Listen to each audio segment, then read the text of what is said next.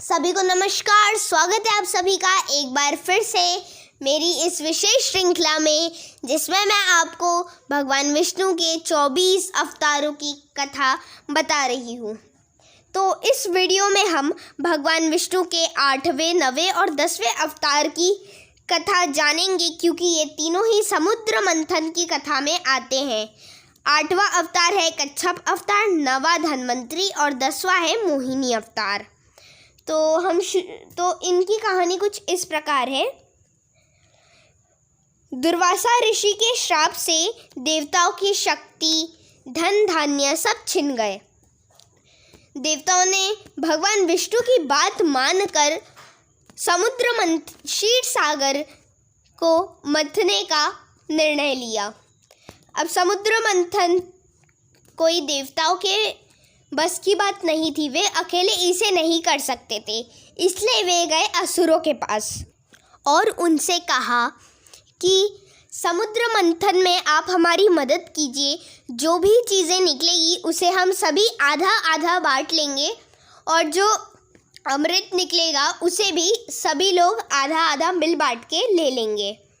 तो जब ऐसा कहा तो असुर भी मान गए कि सब कुछ आधा आधा होगा, तो समुद्र मंथन करना चाहिए। अब समुद्र मंथन करने के लिए उन्हें, जैसे हम यशोदा माँ को देखते हैं माखन निकालते हुए, तो कैसे दही को बिलोने के लिए उन्हें एक रस्सी की आवश्यकता होती है और एक डंडे जैसी एक सॉलिड चीज़ की ज़रूरत होती है, जिससे हम किसी भी चीज़ को मथ सकते हैं। तो अब रस्सी और ये जो सॉलिड चीज़ किसे ले, इस सोच में सभी लोग डूबे हुए थे कि भगवान विष्णु ने कहा कि आप मंदार पर्वत को वो डंडे की तरह रख लीजिए, जिससे आप मंथन कीजिए, और रस्सी के लिए आप वासुकी नाग को ले लीजिए। जो वासुकी नाग थे उनके जो मुख से आग निकलती है। अब वो आग निकलने के वजह से अगर मुख को हम देवताओं के साइड रखें तो देवता भस्म हो जाएंगे।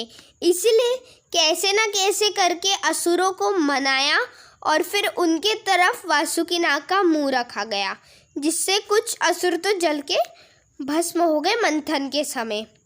अब बहुत देर तक के मंथन करने पर जब कुछ भी नहीं निकला तो सभी लोग थक भी गए, और जो मंदार पर्वत था वो नीचे की तरफ धंसने लगा, क्योंकि नीचे पानी ही था, कुछ सपोर्ट तो था नहीं।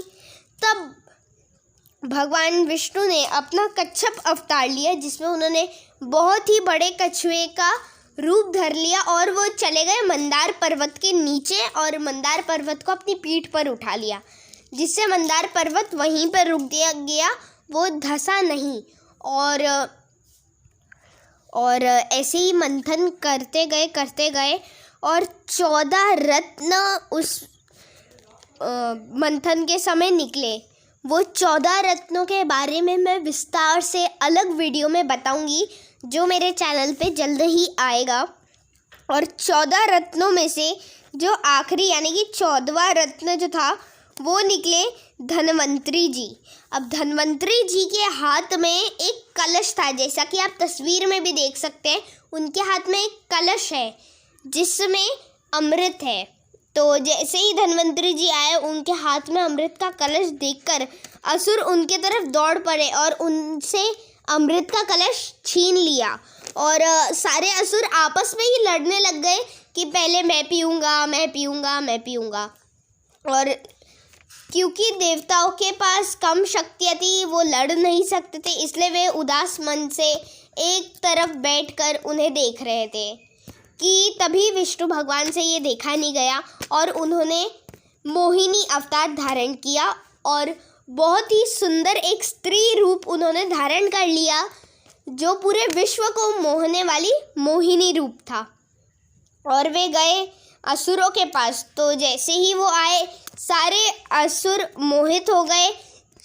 सिर्फ असुर ही नहीं, देवता भी मोहित हो गए। देवताओं में शंकर भगवान भी मोहित हो गए उनसे, और जब वे आई तो असुरों ने कहा कि आप यहाँ क्यों आई है? हमें वैसे तो पता है कि आप हम इतने देर से जो लड़ रहे हैं उसका निपटारा करने के लिए आई है, तो आप ये कलश ले लीजिए अमृत का, और आप हम सबको मिल बांट के जितना आपको कम देना है, जिसको ज़्यादा देना है, आप अपने हिसाब से सबको दे दीजिए। तो जब ऐसा कहा असुरों ने तो मोहिनी जी ने कहा कि आप ऐसा मत कीजिए, आप इतना बड़ा काम एक स्त्री को मत दीजिए, आप एक स्त्री पर ऐसे भरोसा नहीं कीजिए। जब ऐसा कहा मोहिनी अवतार ने तो सभी ने उन पर विश्वास कर लिया। सबको लगा कि ये कोई छल कपट नहीं है, ये असली में ही कोई सुंदरी है, कोई विश्व मोहिनी है। और ऐसे जब उनको कलश दे दिया और कहा कि हमें आप पर पूरा भरोसा है, आप आराम से अपना आपसे कीजिए, तो जब मोहिनी जी लेके चली गई कलश को जिस अमृत के, और उन्होंने क्या किया, एक तरफ तो देवताओं को बैठा दिया और दूसरी तरफ असुरों को बैठा दिया। और असुर तो इतने मोहित हो गए थे कि वो उनकी बुद्धि भ्रष्ट हो गई थी, उनको कुछ समझ में नहीं आ रहा था, उनकी बुद्धि काम करना बंद कर चुकी थी। इसीलिए वे भूल ही गए कि वे अमृत पीने के लिए बैठे, और वो एक टक मोहिनी जी को देखते रह गए। और मोहिनी जी ने फटाफट सारा अमृत देवताओं को पिला दिया। लेकिन इसी बीच एक असुर था जिसका नाम था स्वरभानु। तो इसे लगा कि कुछ तो गड़बड़ है, क्योंकि मोहिनी जी केवल देवताओं को ही अमृत पिला रही थी। तो उसने अपने रूप को एकदम देवताओं के जैसे बना लिया, और वे जाके खड़ा हो गया सूर्यदेव और चंद्रदेव के बीच में। और जैसे ही मोहिनी जी आई और उन्होंने एक बूंद अमृत डाला ही था स्वरभानु के मुख में कि तभी सबने कह दिया कि ये असुर है, ये कोई देवता नहीं। तब विष्णु भगवान को बहुत क्रोध आया और उन्होंने अपने सुदर्शन चक्र से स्वरभानु का सर धड़ से अलग कर दिया, और जो सर था वो राहु बन गया और जो धड़ था वो केतु बन गया। ये दोनों आज भी ग्रह रूप में अंतरिक्ष में स्थित है, और सूर्य और चंद्रमा पे ग्रहण इन्हीं के कारण आता है। और जब राहु केतु अलग हो गए और देवताओं ने ऐसी सारा अमृत पान कर लिया। और जो मोहिनी रूप है, इनकी एक और एक कथा आती है देवी भागवत पुराण में।